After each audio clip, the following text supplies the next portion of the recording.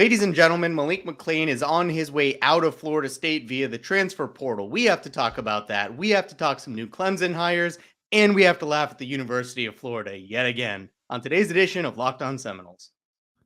Dave, let's ride. You are Locked On Seminoles, your daily podcast on the Florida State Seminoles, part of the Locked On Podcast Network. Your team every day.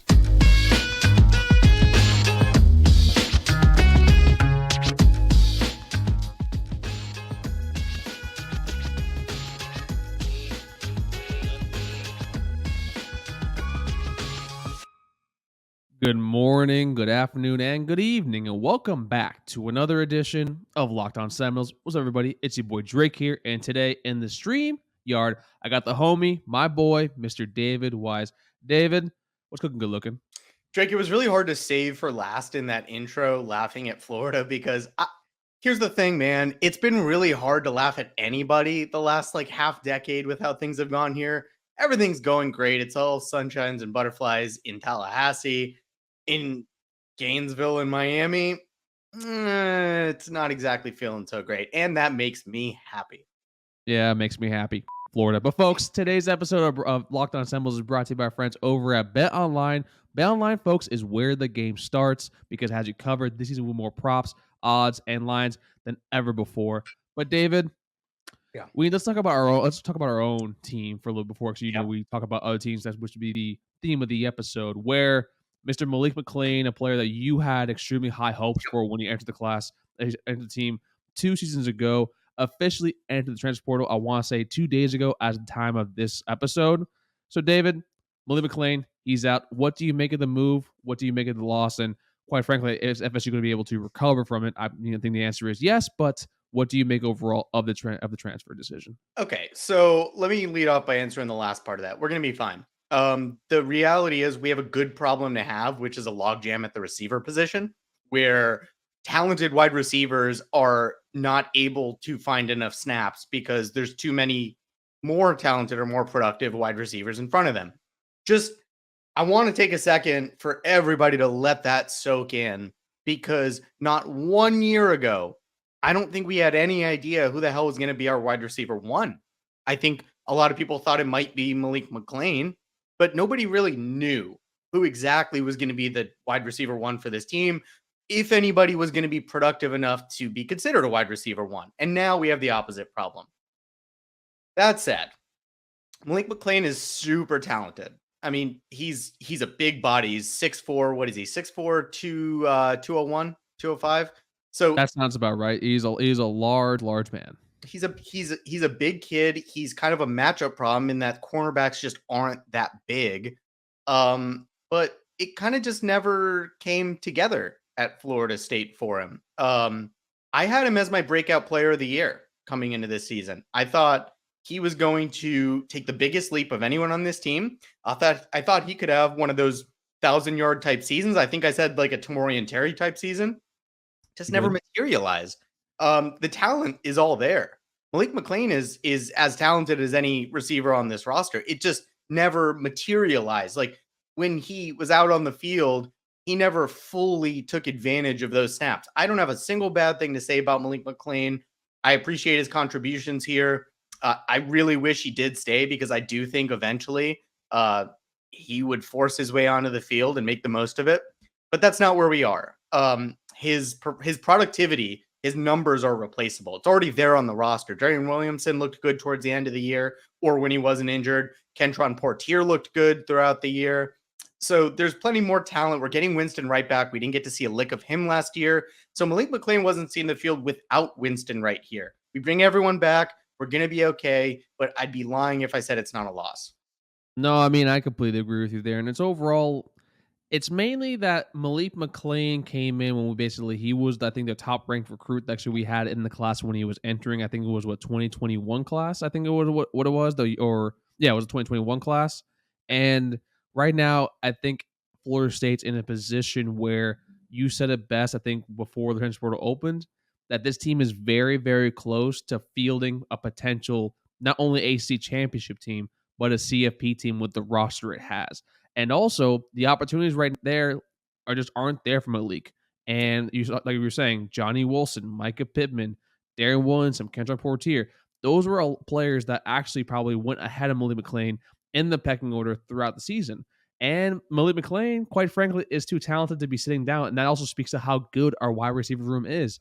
Not to mention, Hakeem Williams is coming in too as well. We have players like, Goldie Lawrence coming in. There's a lot of talent in that room. And Malik only has so many years to play football on the collegiate level. And quite frankly, there's going to be a team out there that's going to need him, that's going to pay a premium price, secure the bag, young man, and actually allow him to excel. And that's actually, he probably did the best business decision for him. It just sucks because he was probably one of the shining stars, the bright spots that we had heading into, I think, last season, probably moving forward. Yeah, it's funny because you say those names out loud, like Johnny Wilson and Mycah Pittman and Winston Wright, and obviously Ontario Wilson's gone, so his production is going to need to be replaced. But that seems like something that we'll get from Winston Wright, and then some.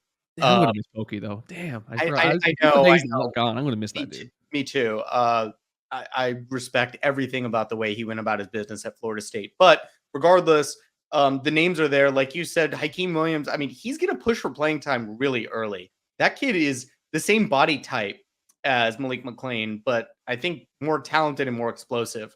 So you're going to get something out of him. We also have Vendrivius Jacobs coming in, who I think a lot of people are sleeping on, and that kid is mega talented as well. So the receiver position is an embarrassment of riches at this point. It's a great problem to have.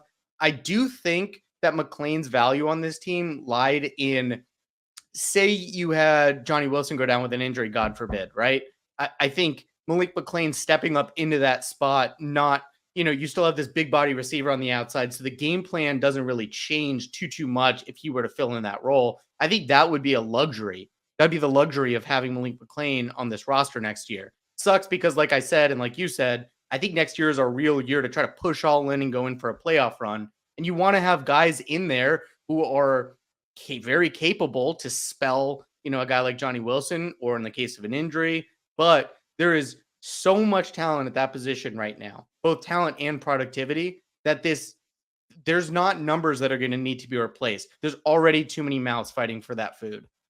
And you're seeing players that contributed last season that are very good players, but they're not it's not that they're not elite, because a lot of them are very good players. If you want to take the next step forward, they're not going to get the amount of reps that they want to have to basically be satisfied playing. That's why I see a Trayshawn Ward, who was an immense player for Florida State, but he's heading over to Kansas State. You have Amari Gaynor, who solid depth player, who is now going over to UNC. Now, Malik McClain, I wouldn't be surprised if you see him head to the SEC, maybe go to Tennessee. Auburn is out there. They need to improve. Probably what was the worst wide receiver room in the entire conference. And yes, that does include Vanderbilt. So to me, Malik McClain is making a business decision, and that's something that, quite frankly, if you ask most people, they probably do the same damn thing. So yeah, like I said, I can't blame him for it. Whoever gets him is going to be getting a ridiculous run blocking receiver, and somebody who fights to the whistle when he blocks. And you're going to be getting somebody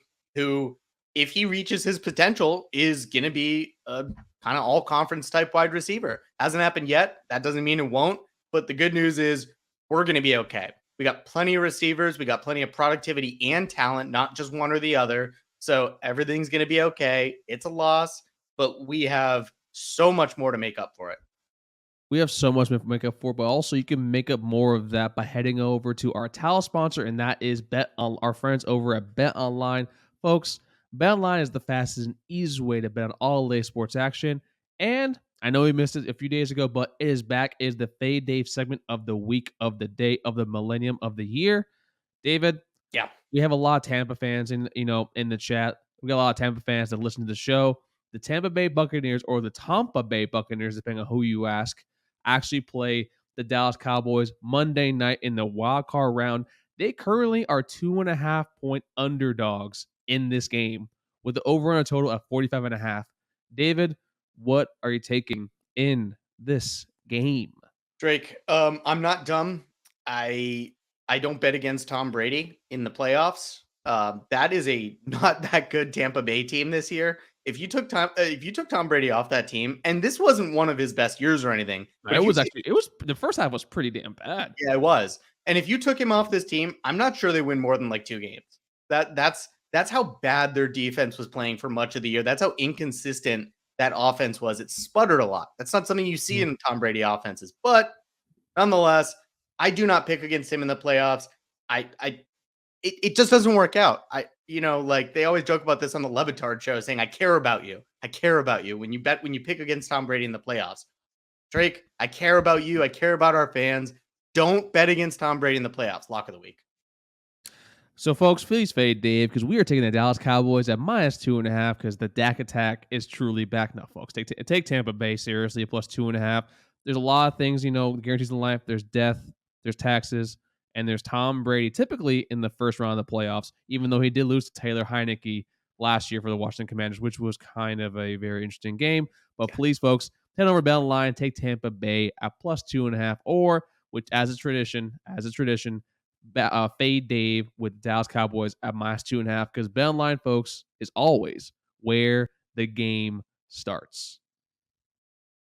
All right, folks, we are back. We are rocking and rolling, and thank each and every single one for being Locked On Seminoles, your first listen each and every single day. And also, we are pushing to Y2K to 2,000 subscribers. We're less than, 25 subscribers away. So please don't forget, like this video, hit the subscribe button at the tippy top, and ding the little bell so you know when new content officially drops. And the news that dropped today, Dave, was Clemson fired Brandon Streeter, their much maligned offensive coordinator, even though in my personal opinion, Dabo was the one calling the plays. It looked very similar to his first few years over at Clemson. They hire the TCU offensive coordinator, Garrett Riley, one of them, promising young offensive coordinators, offensive minds coming out basically not left field because of his name, but he's been making a name for himself.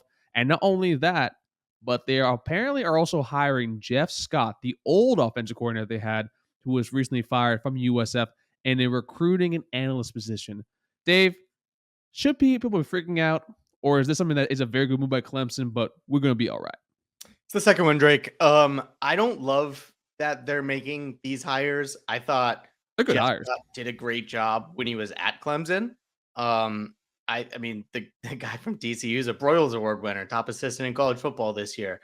So that's fine and all. But the reality is Dabo's still there. And I don't know how much control he's going to be willing to relinquish to a guy that he hasn't worked with before. I'm not talking about Jeff Scott. I'm talking about whatever the TCU guy is. Lincoln Riley's brother, Garrett. Oh, perfect. He has a brother. Even better. So Garrett Riley. So I don't know how quickly he's going to be willing to relinquish control of that offense to Garrett Riley, because like you said, it sure looked like Dabo was calling those plays. And you knew that because it wasn't going well. When Dabo calls the plays, it doesn't go well. For all that he's done right in Clemson, the biggest thing he's done right is to pick guys under him that he trusts that are really talented and let them do the work and manage the team as the head coach, as the CEO. That's the best thing Dabo ever did for Clemson. And that worked. They won championships doing it. Ever since then, his assistants have left him. Brent Venables left. Jeff Scott left. And what happened? Clemson regressed. Ask anybody around the country right now, including this big debate going on about the coaches poll right now about why everyone has Florida State above Clemson. Well, they have Florida State. Unless you're Scott Satterfield, because you forgot who your daddy is. But continue. But the reason people have Florida State above Clemson is because it feels like Clemson is just on their downslope. And it feels like Florida State is quickly skyrocketing up the college football landscape. And Clemson, obviously, after last year, they had to switch their quarterbacks. DJU was supposed to be the next, coming of Trevor Lawrence. That didn't work out. It'll be really interesting to see what happens to him once he leaves Dabo and Clemson, to see if he kind of blows up and goes back to being like a first-round NFL type prospect. I'm going to be keeping my eye on that for sure to see if Dabo ruined him, which is possible. But, they changed quarterbacks. They went to Cade Klubnik, so they definitely have some stuff to work with. This Garrett Riley does. But I'm not going to get worried about it, first of all, at all, because I think we're getting to the point where we're catching up to them talent-wise. And obviously, our coaches are getting the most out of the kids on this roster right now, so I'm not worried. But, I will be very interested to see how hands-off Dabo is, and if he gives the reins over to a guy that's one of the best coordinators in college football, and he elevates their offense back to where it was, yeah, that's going to be kind of a scary matchup yet again. Oh, I think it's most likely, I think Dabo kind of realizing you can't keep everything within the Clemson family, right? because you saw when Brent Venables and Jeff Scott and Tony Elliott all left, they promoted everyone that already was part of the Clemson kind of staff, whether they were an analyst role or something like that. That's where Brandon Streeter came from. The name has escaped me of the defensive coordinator for Clemson, but it was the same thing when Brent Venables left. So bringing in a Garrett Riley, someone who's on the outside, but he's seen as the probably one of, if not the hottest name from OC head coaching boards, that to me is like something they're saying that Dabo kind of like is starting to understand that basically we need to branch out a little bit. And quite frankly, the Jeff Scott hire that's potentially coming in as an analyst and recruiting role, that is going to be very interesting because Jeff Scott is an ace recruiter. That was someone that basically, the moment he got fired from USF, I think I was on here saying, please bring this man in some capacity for the staff. Bring him home because that guy knows how to recruit. The man also knows how to coach up an offense. So having the two of them coming into the offense side of the ball is really, really good for Clemson. I'm not saying to be worried about it, but saying like, okay, we're about to be having a lot more big boy football play between the two of us. So it's actually probably more exciting if you're a fan of either of the teams. Yeah, I think that's right. Clemson has had it really easy while Florida State's been down. That's just the reality. Since 2015, Clemson hasn't really had too much to worry about each year. I think if Florida State was in a similar position right now to where it was a couple years ago, I don't know that Clemson would have to be so aggressive with this hire. And I say that because obviously they realize that they're going to be challenged for the ACC crown. And it's really easy as the ACC champion, especially if you're like a team that has been in the playoff before, like Clemson, to just get in the playoff with one loss. That's not a ton of pressure. But obviously they have to play Florida State now. We're probably going to end up playing twice next year. So yeah, I think Dabo realized Georgia is not going anywhere anytime soon. All the kind of top players at college football seem to be on a steady, if not continually ascending trajectory. And it doesn't feel that way about Clemson. So look, this is one of those things where it's a wait and see. If Clemson gets really good, that's still not going to bother me because I'll still like our chances against them with what Mike Norvell is doing right now and with the kids we have on this roster and coming in. So I'm not worried. Nobody here needs to be worried or anything. It could end up being a very good hire for Clemson. I'm sure he'll probably be gone as a head coach somewhere else in 2 years anyways. So probably he's that good. Yeah, it's not like a long-term thing to worry about or anything. But for next year, I don't think that changes a thing. So it'll be spin zone. They did it because of us. It's in response to us. Let's be real here. I mean, listen, the Giant is awake again. Listen, we're here. We're here, man. I like that because it's funny because this whole off season, it's felt like Florida and Miami. Nothing's really changed other than everybody leaving their rosters to go find greener pastures, which isn't very difficult. But for Clemson, obviously, it is. I will say this for a guy as just weird and stubborn as Dabo Swinney, I was surprised to see him have this kind of self-awareness. So that doesn't make me all that happy because I really wish there was complacency within that program right now. But I think we're going to be fine. I do expect us to beat Clemson twice next year, and I don't think this changes anything. No, and I completely agree with that. Not only that, folks, I worked, athletic departments for a few years, like during my years in law school. And one of the things that, you learn is that coaches for sports, regardless of it being D1 or D3, they get to the point where they are because they're very set in their ways. They know what works. It's people call it stubbornness. People call it ego. I call it more that they understand what's best for them and how they want to manage things. They have to do it the right way. They're successful. So Dabo seeing that he's able to change up and actually having going out of that, it's like Dave's saying, it's interesting because the last time you heard a coach doing that, that was Saban offensively. Now, to my personal opinion, I don't have them in the same playing field, but it just goes to show you that Dabo might be, have a little more tricks up his sleeve than we thought he originally had. But we have another segment to talk about that because we're done with Clemson. And let's talk about our friends down in Gainesville because it's actually a very peculiar situation going on there right after a word from our sponsors. All right, Dave. Yep. We're at the end of the road for today's show. I'm going to hand it off to you because I know you really want to talk about this. But please, let's be a little bit nice. How much I can't stand Florida, but let's just let's let the folks know our opinion of basically what's going on down there in the swamps. Okay. So first of all, It's hard to stop laughing about this because all of this is so self-inflicted. The University of Florida got this kid to commit to them, 5-star kid out of California, and it felt weird to start with. Didn't he decommit from Oregon?